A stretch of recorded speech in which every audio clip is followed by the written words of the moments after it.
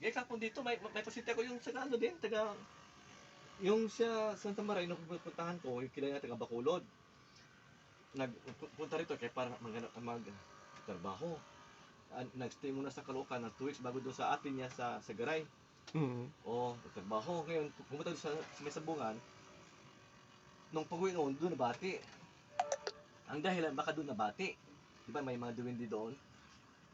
O, di ba may mga duwindi doon?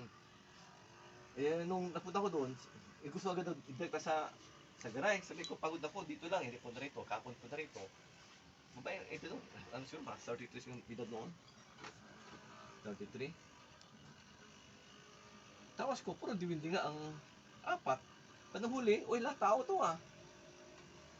Oo, sabi ko, sino bang ano mo? Pero, sa kama niya, sobrang haba na.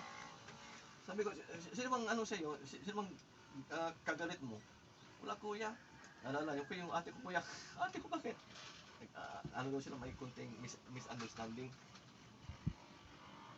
Sabi ko, ano to ah? Tapos, panghuli, aba, mukha na makukulam ah, ang haba ng ilong, tapos may kare pa dala. Sabi ko, yung tiyan mo, paano bang pagsumpong? Either sa dalawa lang, dito sa karayom or pinipiga. Kuya, dito sa karayom.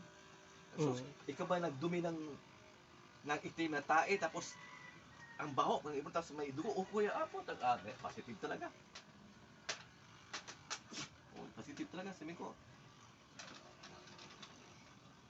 Kung magpahiling, hiling ka ko, gano'n. Sabi ko, for fine.